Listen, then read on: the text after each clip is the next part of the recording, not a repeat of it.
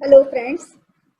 हमने previous lecture में liquidation के बारे में पढ़ लिया था कि लिक्विडेशन में types of liquidation, meaning of liquidation और advantages of liquidation, process of liquidation and disadvantages of liquidation, इन सब के बारे में प्रीवियस लेक्चर में हमने डिस्कस किया था। आज हम पढ़ेंगे कि लिक्विडेशन क्या जो प्रोसेस है, यानी कि प्रैक्टिकल प्रॉब्लम्स क्या हैं और रेम्यूनरेशन को हम कैसे डिस्कस करते हैं, कैसे हम इसको सॉल्व करते हैं रेम्यूनरेशन की प्रॉब्लम को, और साथ ही साथ इसकी जो प्रैक्टिकल प्रॉब्लम्स हैं उनको हम कैसे करते हैं। तो इन सब चीज़ों को देखने के लिए, यानी प्रैक्टिकल प्रॉब्लम जाने से पहले हमें ये जानना जरूरी है कि इसका परफॉर्मा कैसा होता है, क्योंकि मेन जो liquidators final statement of account है वही मेन परफॉर्मा है। क्योंकि लिक्विडेटर को जब अपॉइंट किया जाता है तो उसका मेन काम यही होता है कि वो सारी एसेट्स को वो देखे और एसेट्स को ले और एसेट्स के साथ में उसको सेल ऑफ करे बेस्ट पॉसिबल प्राइस पर, और साथ ही साथ उसको फिर जो कैश जनरेट होगा उसको जो क्रेडिटर्स हैं, जिनके क्रेडिटर्स के लिए जो क्लेम आ रहा है, यानी कंपनी के अगेंस्ट जो क्रेडिटर्स के द्वारा क्लेम किया गया है उसको उसको वो पे ऑफ करे। तो इसके लिए उसे क्या करना पड़ेगा? सबसे पहले ये देख रहे हैं आप परफॉर्मा में receipts, one side receipts is written and the next आपके जो साइड है वो आपकी पेमेंट साइड लिखा हुआ है। रिसीट साइड में आप क्या करते हैं, इसमें आपका जितना भी एसेट्स है, लिक्विडेटर ने जितनी भी एसेट्स रियलाइज की, क्योंकि ये सारे काम क्या होते हैं, जो लिक्विडेटर के ही होते हैं। लिक्विडेटर इसीलिए ही अपॉइंट किया जाता है जो कि उसका काम होता है कि एसेट्स को रियलाइज करना। सबसे फर्स्ट एंड फॉरमोस्ट काम क्या होता है कि एसेट्स रियलाइज करना। तो हमने डेबिट साइड में क्या लिखा, रिसीट साइड लिखी है। रिसीट साइड में एसेट्स कहाँ कहाँ से वो लेता है, यानी कि कहाँ से वो कैश जनरेट कर सकता है। तो अगर किसी कंपनी के बैलेंस शीट में जाता है और जितनी भी एसेट्स होती हैं एक्सेप्ट फिक्टिशियस एसेट्स आप जानते हैं, यानी कि ये जैसे आपका पीएनएल डेबिट अकाउंट बैलेंस है, अंडरराइटिंग कमीशन है, इन सबको छोड़ देंगे। नहीं, फिक्टिशियस एसेट्स को छोड़ करके बाकी जितनी भी एसेट्स है, कभी कभी क्या होता है कि कैश भी नहीं दिया होता, और कैश अगर एसेट्स के साथ में अगर नहीं दिया हो तो उसको भी हम छोड़ देते हैं। लेकिन अगर एसेट्स के साथ में दिया होता है तो हम उसको एसेट्स मान करके उसको भी हम ले लेते हैं। तो यानी लिक्विडेटर क्या करता है, एसेट्स रियलाइज कहाँ कहाँ से करता है, कैश एट बैंक से, कैश इन हैंड से, मार्केटेबल सिक्योरिटीज अगर कोई है, बिल रिसीवेबल है, ट्रेड डेटर्स है, स्टॉक इन ट्रेड है, फ्री होल्ड प्रॉपर्टी, और भी किसी मतलब प्लांट, फर्नीचर, ये सारी एसेट्स को वो ले लेगा। इससे जितने भी उसको पैसे रियलाइज होंगे, यानी कि ये जरूरी नहीं है कि जो बुक वैल्यू दे रखी है, यानी कि बैलेंस शीट में जो वैल्यू दे रखी है सिर्फ उसी को ही ले। कभी कभी क्या होता है, एडजस्टमेंट में भी जो वैल्यू दे रखी होती है उसी को ही मेन कंसीडर किया जाता है। वो तो यहाँ पर जो एसेट्स रियलाइज कर जाती हैं, ये सारी एसेट्स को ले लिया। रियलाइज करने का मतलब क्या है कि at the time of binding up उसकी क्या वैल्यू है, क्या रियलाइज हो रहा है, उससे वाकई में जो पैसे जो मिल रहा है, जो कैश जनरेट हो रहा है वो कितना हो रहा है, उसी को ही कंसीडर किया जाएगा। एंड नेक्स्ट और क्या कहा है, surplus from securities held bye secured. यहाँ पर वो एसेट्स नहीं लिखी जाती हैं एसेट्स रियलाइज में जो कि सिक्योरिटी पे रखी जाती हैं, एज अ सिक्योरिटीज जिन पर रखा जाता है। तो यहाँ पर अगर कोई एसेट सिक्योरिटी के लिए एज अ सिक्योरिटी के लिए रखी गई है जो, तो उसको उस सिक्योरिटीज में अगर सरप्लस हो रहा है, मान लीजिए कहीं से लोन लिया है और लोन जो है 60,000 का लिया और सिक्योरिटी हमारी 1 लाख की है, तो यहाँ पर 1 लाख की जो सिक्योरिटी यानी सरप्लस हो गया 40,000 का, तो वो यहाँ पर आ जाएगा। देन आपका आ जाएगा सिक्योर्ड क्रेडिटर्स हो गए। And to proceed of the call made on, यानी कि अगर कोई कॉल्स बची हुई हैं, अभी मान लीजिए 10 रुपए पर शेयर के हिसाब से उसे कॉल लेनी है, ले एक कंपनी लेती, कॉल करती अपने शेयर होल्डर से, लेकिन उसने अभी तक जो है सिर्फ 8 रुपए ही कॉल करी है, तो अभी 2 रुपए बचे हुए।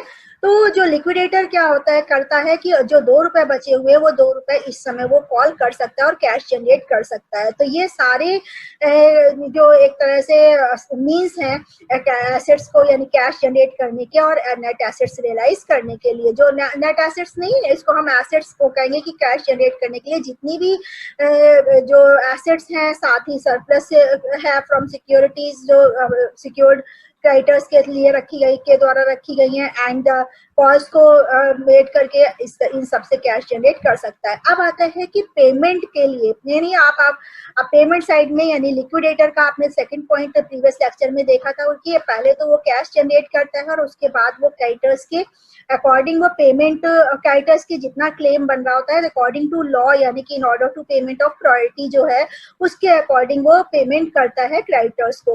अब यहाँ पर डिपेंड कर, आप ये ध्यान रखिएगा कि जिस हिसाब से इसमें इस स्टेटमेंट में इस परफॉर्मा में जिस लाइन से लिखा गया है, यानी कि पहले लीगल चार्जेस है, लिक्विडेशन एक्सपेंसेस है, यानी इसी ऑर्डर में ही पे किया जाएगा। पहली बात तो आपको इस परफॉर्मा से ये याद रखनी है कि पेमेंट जिस ऑर्डर में, यानी प्रायोरिटी ऑर्डर क्या है, प्रायोरिटी ऑर्डर क्या है कि सबसे पहले लीगल चार्जेस अगर कोई है उनका पेमेंट किया जाएगा, फिर अगर लिक्विडेशन एक्सपेंसेस हैं या हम इसको हम कॉस्ट ऑफ लिक्विडेशन भी कह सकते हैं कि अगर उसमें कोई इस तरीके के एक्सपेंसेस हैं उनको पहले पे ऑफ किया जाएगा, फिर लिक्विडेटर रेम्यूनरेशन, जो लिक्विडेटर का रेम्यूनरेशन तय हुआ है वो रेम्यूनरेशन वो अपना ले लेगा, एंड फिर प्रेफरेंशियल क्रेडिटर्स। अभी मैं प्रेफरेंशियल क्रेडिटर्स के बारे में बताऊंगी। कंपनीज एक्ट में देखिए कभी कभी बच्चे कंफ्यूज हो जाते हैं, preferential creditors and preferential share holders दोनों बिल्कुल डिफरेंट है। प्रेफरेंशियल क्रेडिटर्स अभी आगे बताऊंगी कि प्रेफरेंशियल क्रेडिटर्स कौन से हैं, जो सबसे पहले पूर्वाधिकार लेनदार, यानी जिनको हम सबसे पहले पेमेंट करते हैं, चाहे इंसॉल्वेंसी हो चाहे लिक्विडेशन का काम हो रहा हो, आप प्रेफरेंशियल क्रेडिटर्स को सबसे पहले दिया जाता है। फिर उसके बाद डिवेंचर होल्डर्स, डिवेंचर होल्डर्स वो वाले डिवेंचर होल्डर्स जो कंपनी में फ्लोटिंग राइट्स रखते हैं, फ्लोटिंग चार्ज पर जिनका जो डिवेंचर होल्डर्स होते हैं जिनकी एसेट्स रखी रहती है उनको जो पे ऑफ किया जाता है। अब प्रेफरेंशियल क्रेडिटर्स को दे दिया, डिवेंचर होल्डर्स को दे दिया, अब उस बारी आती है अनसिक्योर्ड क्रेडिटर्स, जो अगर आप बैलेंस शीट में सिर्फ क्रेडिटर्स के नाम से दिया गया है, बिल्स पेबल के नाम से दिया गया, ये अनसिक्योर्ड क्रेडिटर्स कहलाते हैं, इनको दिया जाता है। फिर और उसके बाद अनसिक्योर्ड क्रेडिटर्स के बाद अगर पैसे बचते हैं या कैश अगर बचा हुआ है एसेट्स के हिसाब से, तो उसके बाद प्रेफरेंशियल शेयर होल्डर्स को, प्रेफरेंशियल शेयर होल्डर्स के बाद इक्विटी शेयर होल्डर्स को अपना इक्विटी शेयर होल्डर्स अपना शेयर लेते हैं। तो इस तरीके से ये पेमेंट की जाती है। तो इसको ध्यान में रखिएगा, ये बहुत चीज ध्यान में रखने वाली है कि किस ऑर्डर में पेमेंट की जाती है, क्योंकि ये ऑर्डर अक्सर 2 नंबर वाले क्वेश्चन में पूछा जाता है कि क्या ऑर्डर, पेमेंट का ऑर्डर क्या है, किस तरीके से पेमेंट की जानी चाहिए। एक लिक्विडेटर को ध्यान में रखना चाहिए कि क्या जो ऑर्डर पे करने का, जो पे ऑफ करने का जो ऑर्डर है वो क्या है। सॉरी। इसके बाद आता है कि अब मैंने बताया था प्रेफरेंशियल क्रेडिटर्स क्या है, ये बहुत जरूरी है क्योंकि अक्सर 2 नंबर वाले क्वेश्चन में आ जाता है कि preferential, what do you mean by preferential creditors. तो under section 530 of the companies act the following creditors are treated as the preferential shares। जो इन द सेक्शन 530 में, कंपनीज एक्ट के सेक्शन 530 में प्रेफरेंशियल क्रेडिटर्स कौन कौन से कहे गए हैं, जो भी अगर कोई गवर्नमेंट को पे करने वाली कोई रेवेन्यू हो, टैक्सेस हो, सेसेस हो या रेट्स हो, कोई भी जो गवर्नमेंट को देने हैं या लोकल अथॉरिटी को देने हैं, वो एक तरह से प्रेफरेंशियल क्रेडिटर्स माने जाएंगे। कोई टैक्स अगर अभी बचा हुआ है, कंपनी का सेस दे देना बाकी बचा हुआ है, तो वो सबसे पहले वो प्रेफरेंशियल क्रेडिटर्स मान करके उनको दिया जाएगा। लेकिन उसके लिए कंडीशन क्या है कि वो जो है बाइंडिंग अप जिस डेट में हुआ है उससे लेकर के 12 महीने के अंदर के वो टैक्सेस सेस होने चाहिए, उससे पहले के नहीं होने चाहिए। तो ये चीज ध्यान में रखनी है। दूसरा क्या करना है कि दूसरी, ये तो एक हो गया टैक्स से जो गवर्नमेंट से रिलेटेड है, वो भी उसके साथ कंडीशन क्या है कि 12 मंथ्स का होना चाहिए। दूसरा ने क्या, 4 month salary and wages due to employees. अगर एम्प्लॉइज की कोई सैलरी और वेजेस ड्यू है तो उसमें 4 महीने की जो सैलरी है वो उन्हें दी जाएगी, और 4 महीने की सैलरी के लिए जो वेजेस और सैलरी दी जाएगी एम्प्लॉइज को, वो उसके लिए कंडीशन क्या है कि या वो 12 महीने, वही वाइंडिंग अप जिस डेट से हुआ है उस डेट के से जो उससे पहले जो 12 महीने होते हैं उसके अंदर की ही सैलरी ड्यू होनी चाहिए। साथ ही साथ दूसरी कंडीशन क्या है कि 12 महीने की तो सैलरी होनी चाहिए, लेकिन मैक्सिमम ऑफ ₹20,000, 20,000 से ज्यादा सैलरी नहीं होनी चाहिए। तो यानी कि या तो 20,000 रुपए से ज्यादा नहीं हो, और 12 महीने से जो 12 महीने का अंदर की जो सैलरी बनती है उनकी, उसमें से 4 महीने की सैलरी या बेसिस उन्हें ड्यू जो होती है उनकी वो देनी एक organization as a preferential creditors मान करके उनको सबसे पहले वो चुकाएगी। All accrued holiday remuneration payable, कोई भी हॉलीडे रेम्यूनरेशन पेबल होगा अगर कोई व्यक्ति का। हॉलीडे रेम्यूनरेशन कब होता है? जब किसी एम्प्लॉय को जो है एम्प्लॉयमेंट से टर्मिनेट कर दिया जाता है तो उस समय हॉलीडे रेम्यूनरेशन दिया जाता है। अगर वो किसी व्यक्ति का बचा हुआ, किसी एम्प्लॉय का बचा हुआ है तो उसे भी as a preferential creditors treat किया जाएगा। तो इस तरीके से यहाँ पर आपने देखा प्रेफरेंशियल क्रेडिटर्स किसे कहते हैं, क्योंकि प्रेफरेंशियल क्रेडिटर्स इसलिए जानना जरूरी है क्योंकि इनको सबसे पहले हमें जो लीगल चार्जेस, लिक्विडेशन कॉस्ट जो है और साथ ही लिक्विडेशन रेम्यूनरेशन के बाद सबसे पहला पे ऑफ करने का जो नंबर आता है वो इन्हीं का ही क्रेडिटर्स के नाम पर सबसे पहले प्रेफरेंशियल क्रेडिटर्स को पे ऑफ किया जाता है।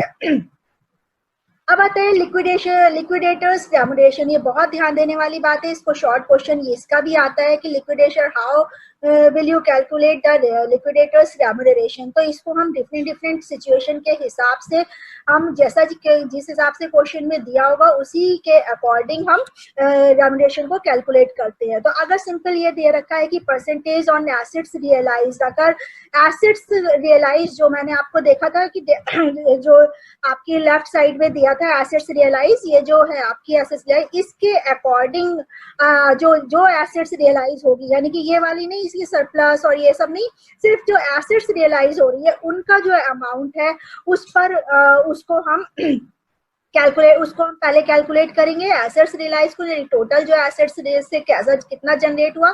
इसमें आपने मैंने देखा था जो आपको समझाया भी था, देखिए assets realise means the amount collected from the realisation of fixed assets and current assets and other assets. समझ में आया? अदर देन फिक्टिशियस एसेट्स को हम इंक्लूड नहीं करते हैं।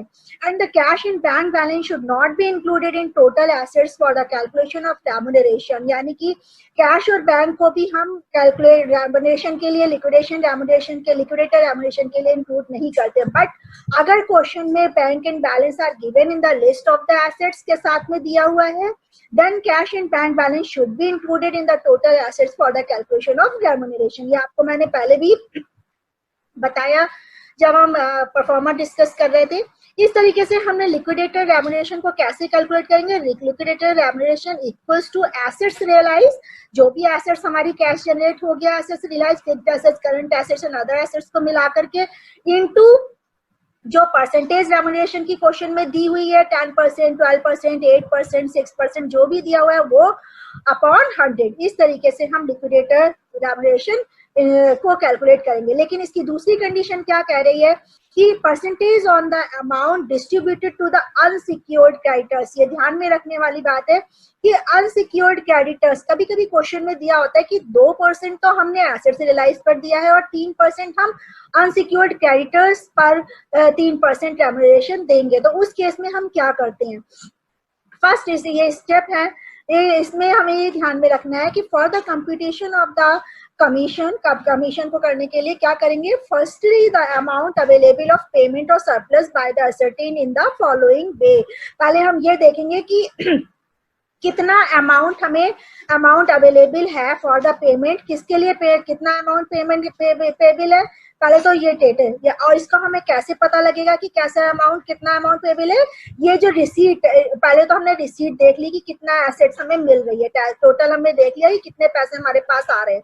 उसके बाद हम ये देखते हैं ये सारे एक्सपेंसेस हम माइनस कर देते हैं, लीगल चार्जेस, इस वाले जो इसका अमाउंट का टोटल आएगा उसमें से हमने लीगल चार्जेस माइनस कर दिया, लिक्विडेशन एक्सपेंसेस माइनस कर दिए, लिक्विडेटर्स रेम्यूनरेशन माइनस किया, प्रेफरेंशियल क्रेडिटर्स माइनस किया, डिवेंचर्स माइनस किया, और उसके बाद जो पैसा बचेगा वो क्या हो जाएगा? हमारा अनसिक्योर्ड क्रेडिटर्स का पैसा बचेगा। तो इसमें से हम जो है माइनस करते हैं, उसके बाद जो हमारे पास पैसा बचता है वो हम मानते हैं कि अनसिक्योर्ड क्रेडिटर्स को देने के लिए बचा हुआ है। तो यहाँ पर क्या है? Amount available for payment total receipt, यानी टोटल रिसीट जो हुई है minus total payment. Total payment का मतलब क्या है? मैंने ये लिखा है, देखिए, up to the payment made to the debenture holders, यानी कि जो डिवेंचर होल्डर्स तक का जितना पेमेंट है उसको देने के बाद जो बच रहा है वो अनसिक्योर्ड क्रेडिटर्स का पेमेंट मान लिया जाता है। ठीक है, अब हमने ये देख लिया कि अमाउंट अवेलेबल कितना है अनसिक्योर्ड क्रेडिटर्स को देने के लिए। अब अगर हम उस अमाउंट को देखते हैं उसमें भी दो कंडीशंस हैं। क्या कंडीशंस हैं? then amount available may or may not be sufficient for the payment of unsecured creditors amount. If the amount is sufficient, the commission is calculated is as follows. मान लीजिए unsecured creditors क्वेश्चन में दे रखे हैं कि 2 लाख के हैं और आपके पास अमाउंट बच रहा है 3 लाख का, इन सबको पेमेंट देने के बाद, यानी कि डिवेंचर्स होल्डर्स तक सारे पेमेंट देने के बाद 3 लाख बच रहे हैं, तो क्या हुआ, इसका मतलब आपके पास सफिशिएंट पेमेंट है अनसिक्योर्ड पेमेंट को अनसिक्योर्ड क्रेडिटर्स को देने के लिए। तो उस समय हम ये फॉर्मूला लगाएंगे, commission equals to unsecured creditors into commission rate जो है, यानी 6-3% 2% जो भी दे रखा है अनसिक्योर्ड पर कमीशन देने के लिए, तो वो परसेंट अपॉन 100। लेकिन अगर दूसरी कंडीशन क्या है कि मान लीजिए 2 लाख अनसिक्योर्ड क्रेडिटर्स को देने हैं और आपके पास 1 लाख ही बच रहा है सब सारे डिवेंचर्स होल्डर्स तक पेमेंट करने के बाद, तो उस केस में हमारा फॉर्मूला चेंज हो जाएगा। क्या हो जाएगा, commission equals to amount available into commission rate upon 100 plus commission rate. मान लीजिए suppose 3% on unsecured creditors commission देना है, तो क्या करना है, 3% का मतलब क्या हुआ, अमाउंट अवेलेबल जो भी होगा, जो आपका अमाउंट बच रहा है, यानी कि 1 लाख बच रहा है, सपोज 1 लाख कमीशन रेट यानी कि 3% मान के चल रहे हैं, 3% इंटू 100 प्लस 3 यानी कि 103 सॉरी अपॉन 100 प्लस 3 यानी कि 103 हो जाएगा, यानी कि amount available into commission rate upon 100 plus commission rate को लगाते हैं। ठीक है, ये समझ में आया आपको। उसके बाद आता है हमारा दूसरा कंडीशन, क्या है कि percentage on amount distributed to equity share holders. कभी कभी अनसिक्योर्ड क्रेडिटर्स के ऊपर दे दिया जाता है और कभी कभी इक्विटी शेयर होल्डर्स पर दिया जाता है, तो उसमें भी हमारी नेम क्या है, यहाँ पर अगर इक्विटी शेयर होल्डर्स पर दिया गया है तो हम क्या करेंगे, उसके ऊपर के जितने भी पेमेंट है उन पेमेंट को देख लेंगे, वो पेमेंट सारे जाने चाहिए। तो क्या हुआ, यहाँ पर amount available to total receipts minus total payment, और कहाँ तक का टोटल पेमेंट, वहां पर क्या था, कहाँ हमने जो प्रायोरिटी देखी थी वो क्या थी, प्रायोरिटी थी हमारी कि यहाँ पर प्रेफरेंस शेयर्स, हमने जब हमारा अनसिक्योर्ड क्रेडिटर्स था तो हमने यहाँ तक के सारे पेमेंट देखे थे, यानी कि डिवेंचर्स होल्डर्स तक के। अब वो क्या कह रहा है कि अगर इक्विटी शेयर होल्डर्स पर कहा है देने के लिए, तो हम कहाँ तक के पेमेंट देखेंगे, प्रेफरेंस शेयर होल्डर्स तक का पेमेंट देखेंगे कि यहाँ तक के सारे पेमेंट हो जाने चाहिए, फिर देखते हैं कि हमारे पास कितना अमाउंट बच रहा है। ठीक है, तो amount payable equals to total receipts minus total payment, कहाँ तक का total payment, up to the payment made to the preference share holders. मैंने बताया आपको, यहाँ तक की माइनस कर देंगे और उसके बाद देखेंगे हमारे पास अमाउंट कितना बच रहा है। अब वो कितना बच रहा है, अगर हमारे पास सफिशिएंट अमाउंट बच रहा है, यानी इक्विटी शेयर क्या, if the amount available is sufficient for the payment of equity share capital amount, अगर इक्विटी शेयर कैपिटल को शेयर होल्डर्स को देने के लिए हमारे पास सफिशिएंट अमाउंट है, तो हम क्या करेंगे, सिंपल सा जो भी इक्विटी शेयर कैपिटल अमाउंट बच रहा है इनटू कमीशन रेट अपॉन 100 कर देंगे। लेकिन अगर इनसफिशिएंट अमाउंट है, यानी कि अमाउंट हमारा जितने की इक्विटी शेयर होल्डर्स, मान लीजिए 50,000 जो शेयर होल्डर्स है इंटू 10 करेंगे, यानी कि अगर 50,000 के 5 लाख हमारे पास 5 लाख रुपए के शेयर होल्डर्स है और हमारे पास अमाउंट सिर्फ 2 लाख का बच रहा है, तो हम क्या करेंगे, amount available into commission rate upon 100 plus commission rate, यानी कि मान लीजिए हमारे पास 2 लाख ही बच रहे हैं और 5 लाख के इक्विटी शेयर होल्डर्स, 2 लाख मतलब 2 lakhs इनटू कमीशन रेट मान लीजिए 2% है, 200 प्लस 2 यानी कि 102 अपॉन 102 कर देंगे। तो इस तरीके से हमारा जो रेम्यूनरेशन है वो इक्विटी शेयर वो लिक्विडेटर्स के लिए किस तरीके से निकलता। तो हमने 3 तरीके से रेम्यूनरेशन को कैलकुलेट करना सीखा। एक तो सिंपल, अगर एसेट्स रियलाइज पर दिया गया है तो एसेट्स को हम देख लेंगे, या रियलाइज को डेबिट साइड में जो एसेट्स हमने रियलाइज करी है, फिक्स्ड एसेट्स, करंट एसेट्स और अदर एसेट्स की, उस अमाउंट पर निकाल लेंगे, सिंपल सा। दूसरी चीज में केस ने क्या कहा है कि अगर अनसिक्योर्ड क्रेडिटर्स पर देना है तो हम पहले नेट पेबल अमाउंट देखेंगे कितना बच रहा है to pay off to the unsecured creditors, और उसके बाद हम देखेंगे सफिशिएंट है और इनसफिशिएंट है किस तरीके का है, उसी हिसाब से हम फॉर्मूला लगाएंगे। ऐसे ही दूसरे पर हमने देखा इक्विटी शेयर होल्डर्स, और same as equity share holders पे भी है अमाउंट प्रेफरेंस शेयर होल्डर्स तक पे ऑफ करने के बाद देखेंगे कितना अमाउंट है और सफिशिएंट है और इनसफिशिएंट है, उसी हिसाब से हम फॉर्मूले को एप्लीकेबल करेंगे। अब हम फॉर्मूला प्रॉब्लम्स के थ्रू इसको देखते हैं कि किस तरीके से हम इस लिक्विडेटर्स स्टेटमेंट अकाउंट को देखेंगे। सबसे बड़ी चीज आपको ये ध्यान में रखना है कि हमारे पास क्वेश्चन में क्या क्या दे रखा है, और उसके बाद हमें ये देखना है कि हमें किस प्रायोरिटी बेसिस पर, जो हमने यहाँ पे परफॉर्मा पढ़ा उसमें प्रायोरिटी बेस दिखाया था, उस प्रायोरिटी बेस पर किस तरीके से हम उसको लिखेंगे। तो वो प्रायोरिटी आप ध्यान में रखिएगा जो आपके पेमेंट साइड में प्रायोरिटीज दी हुई है, यानी कि ऑर्डर जो दिया हुआ है उस ऑर्डर के अकॉर्डिंग ही आप देखेंगे। अब क्वेश्चन पढ़ते हैं। The Ultra Optimist Limited went into the liquidation, its assets realised in 3,50,000 including amount rupees realised by sale of securities held by the secured creditors. ठीक है, जो यहाँ पर क्या कह रहा है कि एसेट्स रियलाइज करी गई 3,50,000 की, और जिसमें ये चीज शामिल नहीं थी, जिसमें कि sale of securities held by the secured creditors. ठीक है, द फॉलोइंग वाज पोजीशन क्या था कि शेयर कैपिटल 1,000 रुपए शेयर्स थे of ₹100 each, ₹1 lakh. Secured creditors कितने के थे? Securities realised 40,000, ₹35,000। सिक्योरिटीज 40,000 की थी, लेकिन सिक्योर्ड क्रेडिटर्स जिनको फ्लोटिंग पे रखा गया था यानी चार्ज पर रखा गया था वो 35,000 के थे। प्रेफरेंशियल क्रेडिटर्स 6,000 के। यहाँ पे आपको देखने की जरूरत नहीं है कौन से टैक्सेस वाले हैं या 4 महीने की सैलरी है, ये आपको ध्यान में रखने की जरूरत नहीं है, सीधे उन्होंने प्रेफरेंशियल क्रेडिटर्स दे रखे हैं। अनसिक्योर्ड क्रेडिटर्स 1,40,000 यानी 1,40,000 के दे रखे हैं। Debentures given having a floating charges on the assets of the company ₹2,50,000। यहाँ फ्लोटिंग चार्जेस मैंने कहा था डिवेंचर्स होल्डर्स वही लेंगे जो फ्लोटिंग चार्जेस कंपनी पे रखते हो, तो यहाँ पर फ्लोटिंग चार्जेस का दे रखा है, तो यहाँ पे 2,50,000 एंड लिक्विडेशन एक्सपेंसेस ₹5,000 और लिक्विडेटर्स रेम्युनरेशन यहाँ पे कैलकुलेट करने की जरूरत नहीं है क्योंकि ऑलरेडी इन्होंने लिक्विडेशन कम परसेंटेज के हिसाब से नहीं दिया है, सिंपल सा इन्होंने 7,500 दे रखा है। अब हमें लिक्विडेटर्स फाइनल स्टेटमेंट अकाउंट बनाना है। अब आपको ध्यान में होना चाहिए, सबसे पहले हम रिसीट साइड में, यानी लिक्विडेटर का काम क्या होता है कि एसेट्स को रियलाइज करना। आप ये देखते हैं कि एसेट्स कितने रियलाइज हो रहे हैं। फर्स्ट उन्होंने एसेट्स दिया, एसेट्स रियलाइज 3,50,000, तो पहले हम क्या करेंगे, एसेट्स रियलाइज करी 3,50,000। दूसरा कंडीशन क्या थी कि surplus from the security, secured creditor से, तो सिक्योर्ड क्रेडिटर से सरप्लस क्या हुआ, देखिए कह रहा है कि सिक्योर्ड क्रेडिटर से 40,000 का था, 45 सिक्योरिटीज 40,000 की रखी थी और 35,000 की जगह पर, यानी 35,000 का क्रेडिटर्स थे जिनमें 40,000 की सिक्योरिटीज रखी गई थी। तो यहाँ पे सरप्लस कितने का हुआ, 5,000 का, तो यहाँ पर आ गई 5,000। फॉल्स मेड हो ही नहीं सकती क्योंकि इन्होंने इसके बारे में कहा ही नहीं है कि 100 रुपए ईच थे तो 80 रुपए ले लिए गए हैं या 60 रुपए ले लिए गए, ऐसा कुछ कहा नहीं है, तो इसका मतलब ये सारे ले लिए गए होंगे, तो लिक्विडेटर यहाँ से पैसे नहीं ले सकता। तो यानी कि एसेट्स उसको कहाँ से रियलाइज हुई, एक तो आपको एसेट्स रियलाइज 3,50,000 की और एक 5,000 का, यानी कि उसके पास बैलेंस, लिक्विडेटर के पास कैश कितना जनरेट हो गया, 3,55,000 का कैश जनरेट हो गया। अब आता है कि पेमेंट साइड को देखेंगे, पेमेंट कहाँ कहाँ करती है। सबसे पहले मैंने बताया था कि क्या फर्स्ट है लीगल एक्सपेंसेस। लीगल एक्सपेंसेस यहाँ पर क्वेश्चन में दिए नहीं है, इसलिए लीगल, क्योंकि आप उस ऑर्डर को याद रखेंगे तभी आपको ध्यान में आएगा कि किस तरीके से क्या क्या आइटम हमें इसमें क्वेश्चन में देखने हैं।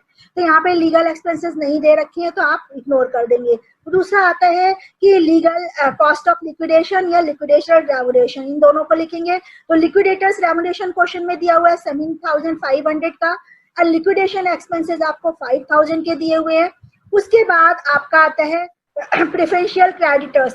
प्रेफरेंशियल क्रेडिटर्स पहले आप लिखेंगे, प्रेफरेंशियल क्रेडिटर्स 6,000 का, एंड देन आपका डिवेंचर्स जो हैविंग फ्लोटिंग चार्जेस है यहाँ पर, तो यहाँ पर डिवेंचर्स फ्लोटिंग, क्योंकि ये जो क्राइटेरिया है उस समय ज्यादा ध्यान में रखना होगा जब आपको अनसिक्योर्ड क्रेडिटर्स पर या इक्विटी शेयर होल्डर्स पर कमीशन परसेंटेज के अकॉर्डिंग निकालना होगा, तो ध्यान में रखना होगा कि कितना किस हिसाब से निकालें। लेकिन यहाँ पर इसलिए थोड़ा सा ऊपर नीचे हो गया है कि आपका लिक्विडेटर्स एक्सपेंसेस के बाद आपका प्रेफरेंशियल क्रेडिटर्स आएगा, फिर डिवेंचर्स होल्डर्स को आप लिखेंगे, इस ऑर्डर को ध्यान में रखेंगे, और उसके बाद प्रेफरेंशियल क्रेडिटर्स के बाद आपका आता है अनसिक्योर्ड क्रेडिटर्स। अनसिक्योर्ड क्रेडिटर्स भी क्वेश्चन में गिवन है आपके, अनसिक्योर्ड क्रेडिटर्स, तो उसको ले लेंगे हम।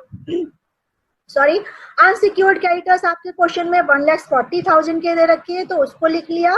अनसिक्योर, अच्छा अनसिक्योर्ड क्रेडिटर्स में क्यों बैलेंसिंग फिगर इसलिए दिखाई है कि 3,55,000 पे हम देखते चले जाते हैं कि वाकई पेमेंट करने लायक पैसा बचा है कि नहीं बचा। तो जब हमने डिवेंचर्स होल्डर्स को 2,50,000 दे, 5,000, 7,500, 6,000, तो अब हमारे पास बच कितना रहा है, बस सिर्फ 86,500 बच रहा है। तो हम सिर्फ अनसिक्योर्ड क्रेडिटर्स को 86,500 ही दे पाएंगे, क्योंकि इक्विटी शेयर होल्डर्स के पास के लिए कुछ भी रिफंड करने के लिए नहीं बचा है। तो जितना पैसा बचा है वो हम अनसिक्योर्ड क्रेडिटर्स तक ला करके ही इसको क्लोज कर देंगे। समझ में आ रहा है कि हम कैसे हम ऑर्डर को ध्यान में रखते हैं और किस तरीके से हम क्वेश्चन को सॉल्व करते हैं, और उस समय हमें आइटम्स को कैसे ध्यान में रखना है। जब हम यहाँ पर पेमेंट कर रहे हो तो हमें साइड बाय साइड ये ध्यान में रखना पड़ेगा कि हमारे पास कितने, जैसे आप देखते हैं, ध्यान रखते हैं कि हमारे पास 400 रुपए, अब हमने 10 रुपए यहाँ खर्च कर दिए, 50 रुपए यहाँ कर दिए, अब हमारे पास दूसरी चीज खरीदने के लिए कितने पैसे बचे हैं। तो वो चीजें ऐसे ही यहाँ पर भी ध्यान में रखना है कि हमारे पास जो एक लिक्विडेटर के पास 3,50,000 था, अब 3,50,000 के बाद उसने इसका पेमेंट कर दिया, लिक्विडेटर एक्सपेंसेस का पेमेंट कर दिया, डिवेंचर्स का पेमेंट कर दिया, तो अब उसके पास कितने बच रहे हैं, अब उसके पास कितने। तो हर बार हर स्टेप पर आपको ध्यान में रखना होगा कि कितने पैसे बचने, और जहां पर पैसे कम हो रहे हैं, यानी मान लीजिए सपोज अनसिक्योर्ड क्रेडिटर्स को छोड़कर प्रेफरेंशियल क्रेडिटर्स के पास ही सिर्फ उसके पास 10,000 या आपके 5,000 ही बच रहे होते, तो क्या करते, प्रेफरेंशियल क्रेडिटर्स पर ही आप उस क्वेश्चन को क्लोज कर देते, यानी कि 5,000 यहाँ पर पेमेंट करते प्रेफरेंशियल क्रेडिटर्स को और यहाँ पर बंद कर देते। अब यहाँ पर क्या है, क्योंकि प्रेफरेंशियल क्रेडिटर्स का पे कर दिया, अब उसके पास सिर्फ 86,500 बच रहे हैं, लेकिन हमारे पास जो अनसिक्योर्ड क्रेडिटर्स है 1,40,000 है, उनको पूरे पैसे देने के लिए बच नहीं रहे, तो आगे वो कैसे देंगे। तो इसलिए यहीं पर ही इस चीज को क्लोज कर देंगे। समझ में आया कि कैसे हम इस चीज को करते हैं। ऐसे हम एक क्वेश्चन और लेते हैं।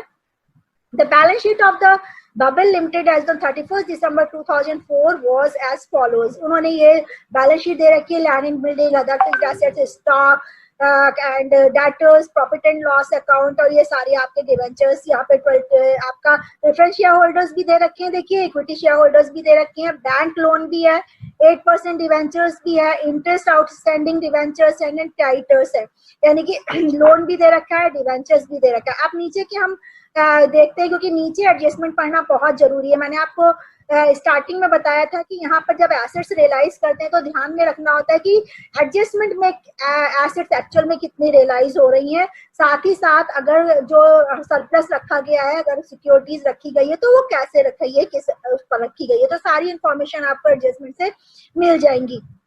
Liquidator expenses as liquidators remuneration amounted to ₹3,000 and ₹10,000 respectively। यहाँ पर इन्होंने फिर परसेंटेज के हिसाब से नहीं रखा है, रेम्यूनरेशन और एक्सपेंसेस दे रखे हैं, रेम्यूनरेशन को परसेंटेज के हिसाब से नहीं दिया है, तो उन्होंने 3,000 एक्सपेंसेस के एंड 10,000 रेम्यूनरेशन के हैं। बैंक लोन वो secured by the pledge of stock, देखिए स्टॉक के ऊपर बैंक लोन रखा गया है। अब हम देख लेते हैं कि हमारा बैंक लोन कितने का है, 4 लाख का, और स्टॉक कितने का है, 5,25,000 का है, यानी कि ऑलरेडी सरप्लस बन रहा है यहाँ पर।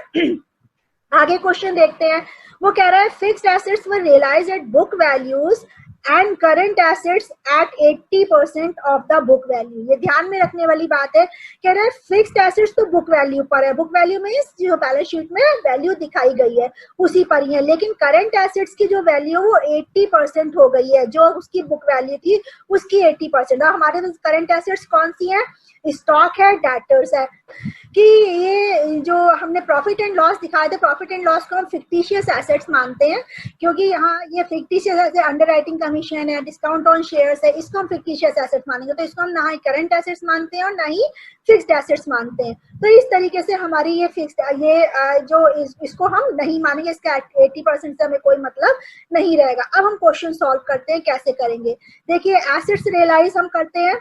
एसेट्स रियलाइज करने के लिए हम सबसे पहले जाते हैं कि कौन कौन सी एसेट्स है हमारे पास एसेट्स, क्योंकि बुक वैल्यू में तो लैंड एंड बिल्डिंग ऐसी दिख जाएगी, अदर फिक्स्ड एसेट्स 2,25,000 दिख जाएगा, ठीक है, और डेटर्स को हम 1,00,000 का 80 लेंगे, यानी कि 80%, तो यानी कि 80,000 हो जाएगा, ये ले लेंगे। स्टॉक को क्योंकि लीज पर यानी प्लस पर रखा गया है, इसलिए हम प्लस के हिसाब से सिक्योरिटीज फुल्ली सिक्योर्ड के हिसाब से देखेंगे। तो पहले हम क्या करते हैं, एसेट्स रियलाइज देखते हैं। एसेट्स रियलाइज में क्या हुआ, लैंड एंड बिल्डिंग हो गया, देखिए फिक्स्ड एसेट्स हो गया, डेटर्स हो गया।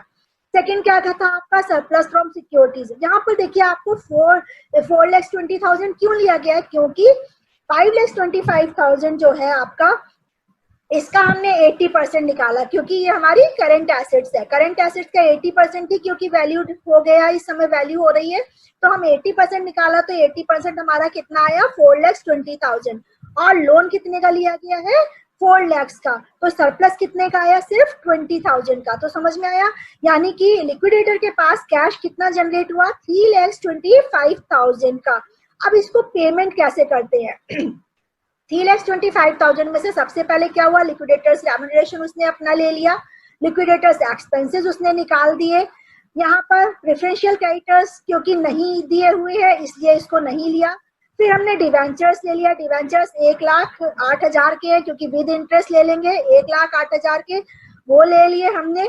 उसके बाद अनसिक्योर्ड क्रेडिटर्स लेते हैं, अनसिक्योर्ड क्रेडिटर्स ये वाले क्रेडिटर्स होंगे 2 लाख के।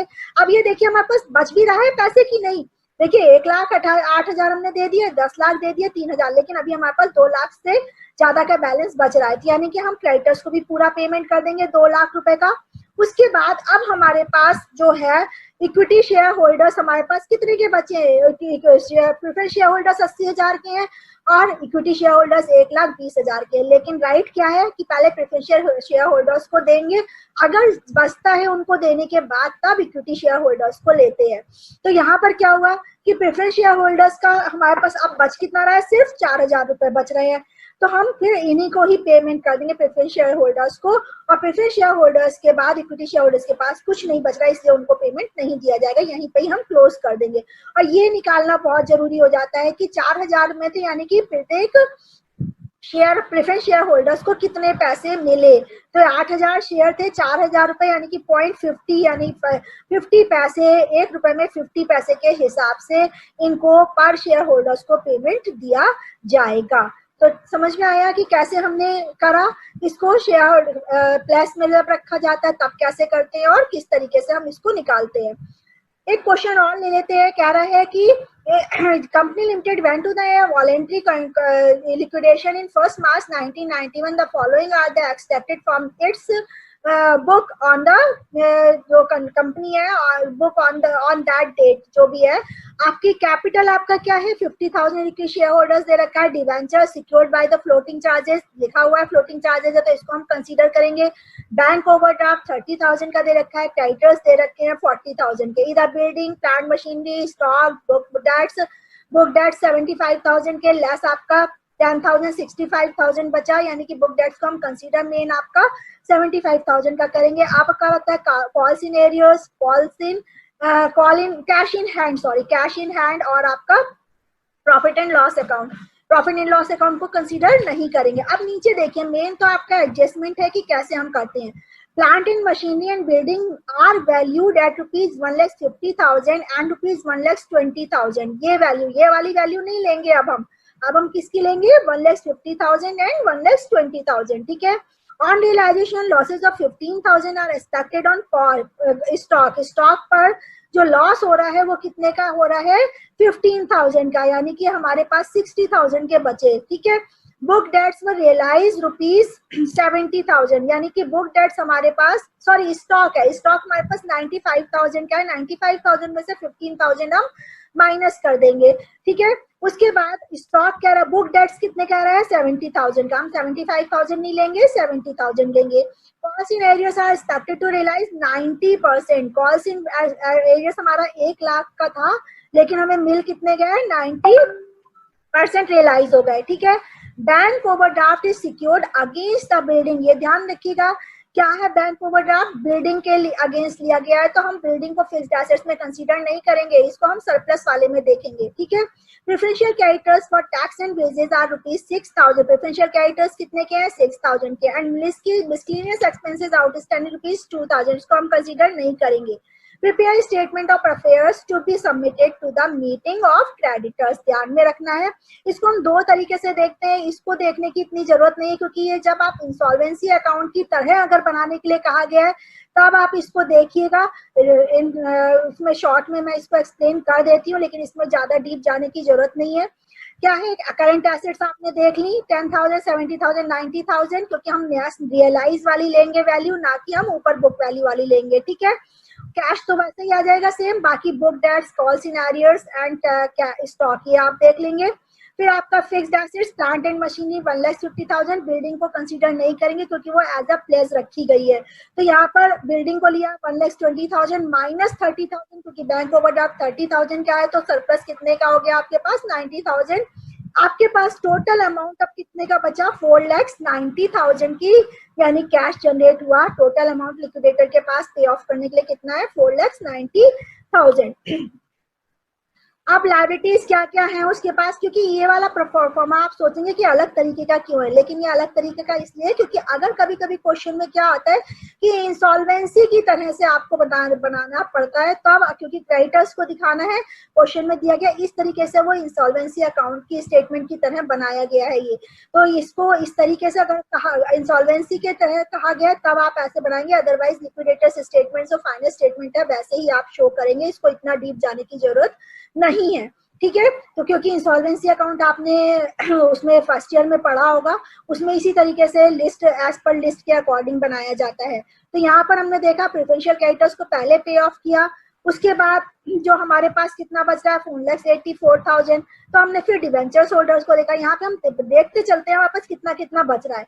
अब हमारे पास 4,84,000 बचा, फिर डिवेंचर्स होल्डर्स को 2 लाख दे दिए, तो हमारे पास कितने बचे अभी 2,84,000 बचे। फिर हमने अनसिक्योर्ड क्रेडिटर्स को दे दिया 34,000। अब हमारे पास कितना बचा 2,50,000, लेकिन हमारे पास प्रेफरेंशियल क्रेडिटर्स है नहीं, इक्विटी शेयर्स यहाँ पर बचे हुए। तो इक्विटी शेयर होल्डर्स को हमने 5 लाख की जगह उन्हें कितना मिला 2,50,000 मिला, तो डेफिशिएंसी अभी 2,50,000 की है। तो इंसॉल्वेंसी में तो हम डेफिशिएंसी देखते हैं, लेकिन हम जब लिक्विडेटर्स अकाउंट बनाते हैं तो हमें डेफिशिएंसी देखने की जरूरत नहीं है। वहां हम ऐसे देख लीजिए, सिंपल सा मैंने देखा एसेट्स रियलाइज कैश आपको क्या है, बुक डेट 70,000 के हैं, कॉल सिनेरियस आपके 80,000 के हैं, स्टॉक ये है आपका, प्लांट एंड मशीन 1,50,000 की है, एंड सरप्लस फ्रॉम सिक्योरिटीज 90,000 के, क्योंकि 1,20,000 का था, उसमें से आपने 30,000 बैंक ओवरड्राफ्ट के निकाल दिए, तो सरप्लस कितना बचा 90,000, यानी कि पूरी जो एसेट्स है वो कितनी बची 4,90,000 की बची।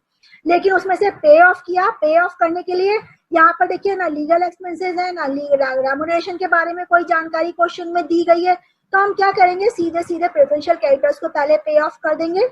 जैसे जैसे क्वेश्चन में दिया हो उस हिसाब से आप सिर्फ ऑर्डर को ध्यान में रखिए और पे आउट करते हुए चलते चलिए। अब यहाँ पे हमें लीगल एक्सपेंसेस नहीं दे रखे हैं, लीगल रेम्युनरेशन नहीं दे रखी है, आपको लीगल चार्जेस के इंफॉर्मेशन भी नहीं दे रखी है, तो आप उसको सबको नील कर देंगे, वो आपके पास नहीं है, इग्नोर कर देंगे। अब आपके पास आता है प्रेफरेंशियल क्रेडिटर्स, तो पहले उसको पे कर दिया आपने 6,000 का। फिर आपके पास आता है डिवेंचर्स होल्डर्स, तो डिवेंचर्स होल्डर्स को पे कर दिया आपने 2 लाख रुपए। उसके बाद आता है अनसिक्योर्ड क्रेडिटर्स, आपके पास अभी भी क्योंकि पैसे बचे हुए हैं तो आपने अनसिक्योर्ड को भी पूरा पूरा पे कर दिया। अब आपके पास आता है equity share holders, equity share holders क्योंकि 5 लाख के थे लेकिन सिर्फ आपके पास 2.5 लाख रुपए बचे हैं, तो आप उनको सिर्फ 2,50,000 रुपीज दे देंगे और इस तरीके से आपका बैलेंस 4,90,000 का बन जाएगा। तो यानी लिक्विडेटर्स फाइनल स्टेटमेंट अकाउंट में मेन बहुत इजी चैप्टर है ये आपका।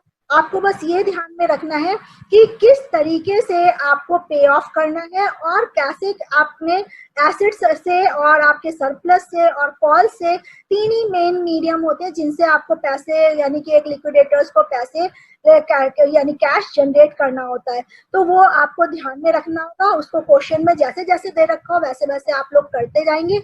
और उसके बाद जब आप एसेट्स वाली साइड आपकी कंप्लीट हो जाए यानी कि डेबिट साइड आपकी कंप्लीट हो जाए तब आप क्रेडिट साइड में आएंगे और उसके साथ में उसको आप जैसा पे ऑफ किया यानी कि आप पेमेंट साइड में आएंगे और पेमेंट साइड में आपको ध्यान में रखना है ऑर्डर को मेन, और ऑर्डर के हिसाब से आप पेमेंट करते चले जाएंगे। तो इस तरीके से आपका ये जो आज की जो प्रॉब्लम है लिक्विडेटर्स की वो हमने डिस्कस करी और इसके बाद आपको समझ में आ गया कि लिक्विडेटर्स की प्रॉब्लम्स को कैसे सॉल्व किए जाते हैं और क्या क्या चीजों को ध्यान में रखते हैं। तो अगर आपको ये वीडियो पसंद आई हो तो प्लीज लाइक करिए, शेयर कीजिए एंड सब्सक्राइब कीजिए। एंड अगर आपको अपडेट चाहिए अगर और दूसरी उसकी, तो आप जो अपकमिंग वीडियोस हैं, लेक्चर्स हैं, तो प्लीज बेल आइकन को प्रेस जरूर कीजिए। Thank you.